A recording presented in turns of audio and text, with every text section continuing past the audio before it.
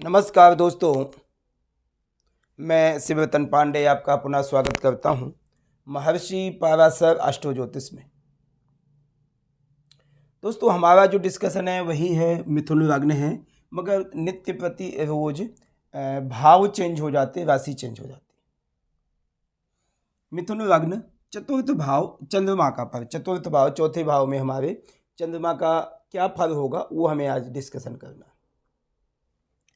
देखिए, लग्नेश हमारे वही बुध हो गए। चंद्रमा किस राशि में बैठे हैं? कन्या राशि में बैठे हैं। कन्या राशि कैसे बनती है? उत्तरायास्त व्यापादा हस्त चित्वार्धम कन्या। उत्तरा फाल्गुनी के 3 चरण, हस्त के 4, चित्वा के 2 चरण से हमारी कन्या राशि बनती है। और उत्तरा फाल्गुनी नक्षत्र का स्वामी चंद्रमा है, हस्त का उत्तरा फाल्गुनी नक्षत्र का स्वामी सूर्य है और हस्त के चंद्रमा है, चित्वा के मंगल, जिससे हमारी कन्या राशि में चंद्रमा जो बैठे चौथे भाव में, उसका हमें डिस्कशन करना है। देखिए, यदि आप लोग कोई मुझसे डिस्कशन करना चाहते हैं, प्राइवेट डिस्कशन करना है आपने, तो 9814915030 ये नंबर है मेरा। इस नंबर में आप व्हाट्सअप करिए, आपको उसका सलूशन मिलेगा और आपको जवाब दिया जाएगा। देखिए, यदि आप मुझसे फ्री ऑफ कॉस्ट डिस्कशन करना है तो मैं रोज़ लाइव सेशन में आता हूं, आप उसमें आकर के मुझसे डिस्कशन कर सकते हैं। अब हम चलते हैं मिथुन लग्न के चतुर्थ भाव में चंद्रमा। मिथुन लग्न चौथा भाव, कन्या राशि के चंद्रमा। जब मिथुन लग्न की बात होती है तो मिथुन लग्न क्या हमें रिप्रेजेंट करता है? मिथुन यानी पुरुष और स्त्री युग्म। एक तो दुष्भाव राशि है और युग्म भाव है।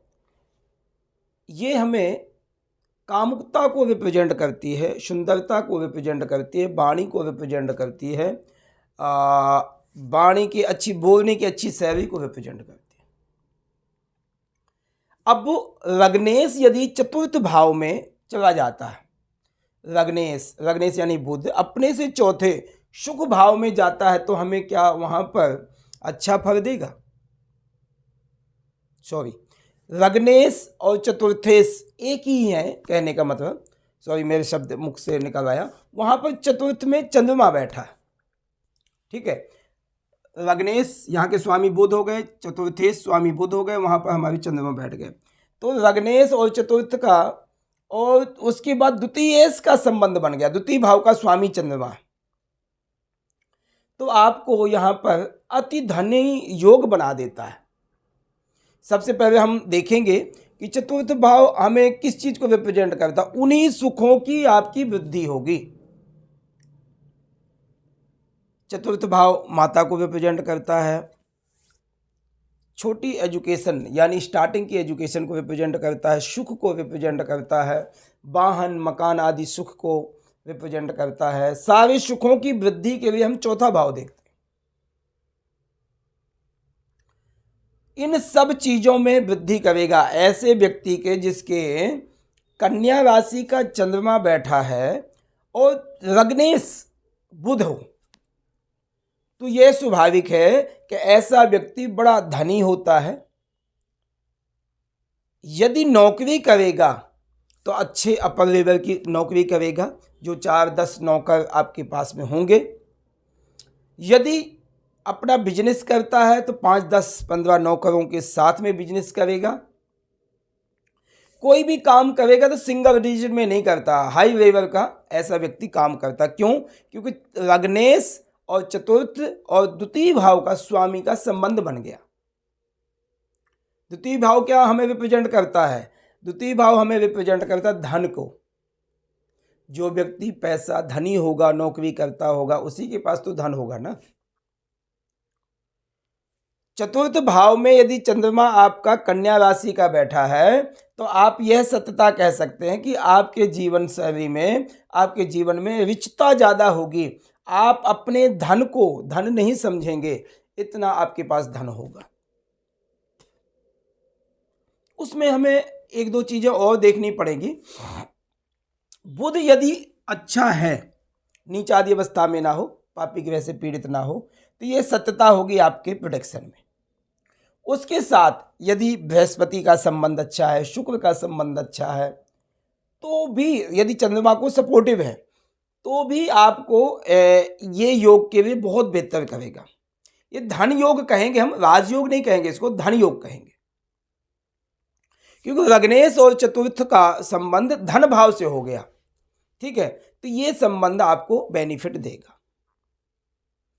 आपके माता से संबंध अच्छा करेगा यदि बुध अच्छा है, माता का स्वास्थ्य अच्छा रहेगा, माता की वाणी में मधुरता होगी, माता की बोलने की शैली अच्छी होगी, माता के सुखों में वृद्धि करेगा आपको।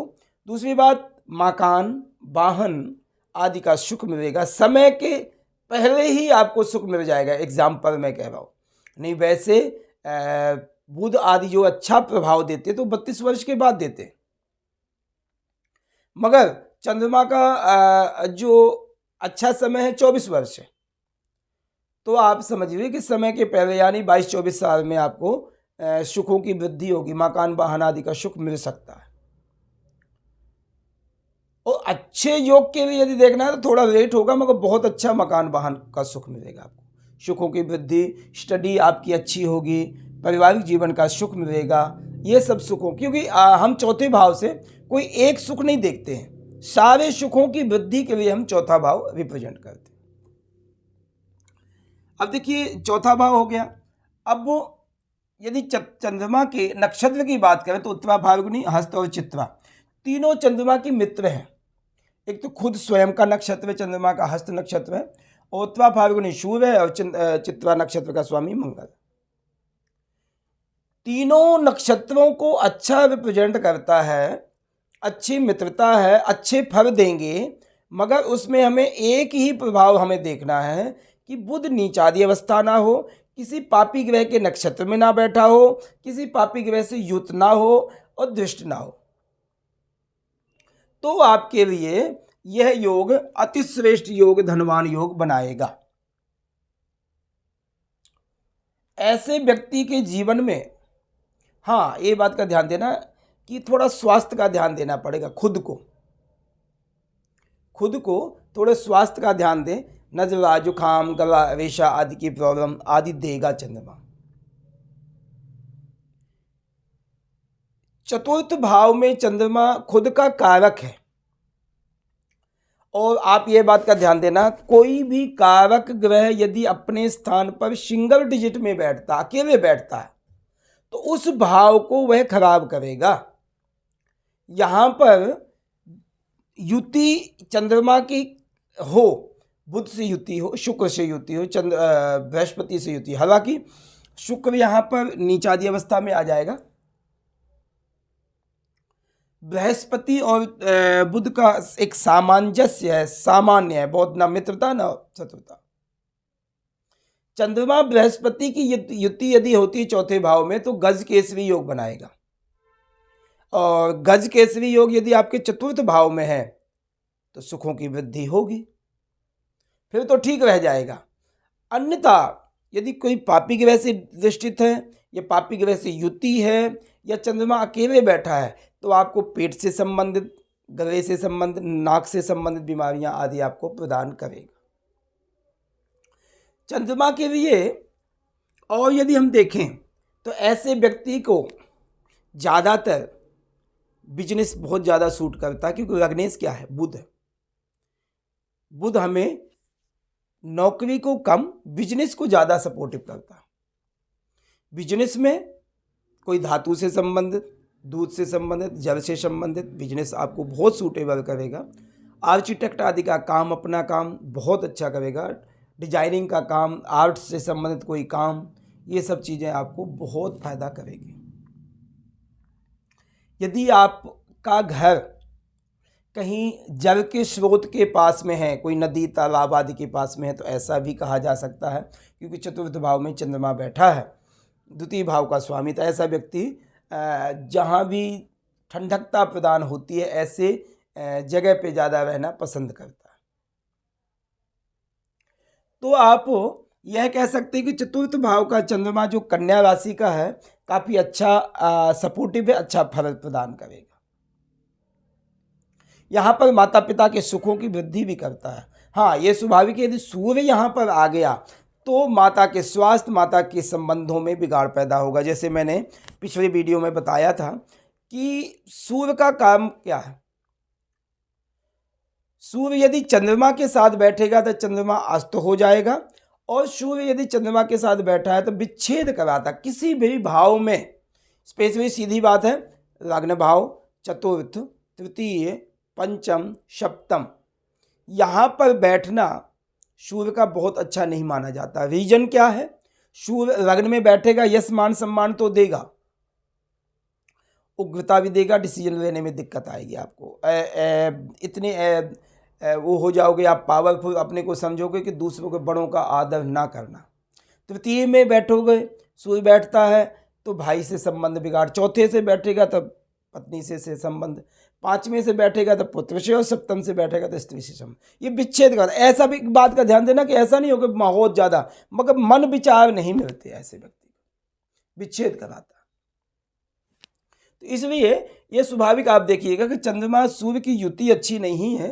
बाकी चंद्रमा यदि सूर्य के नक्षत्र में है बहुत अच्छा है, वहाँ पर पूरा सपोर्टिव होगा, एनर्जिक होगा, यश मान सम्मान इज्जत प्रदान करने के लिए आपको प्रेरित करेगा, अच्छे काम करने को प्रेरित करेगा, एक्टिव बनाएगा, आपको एनर्जिक देगा, ये सब चीज़ें आपको सूर्य देगा।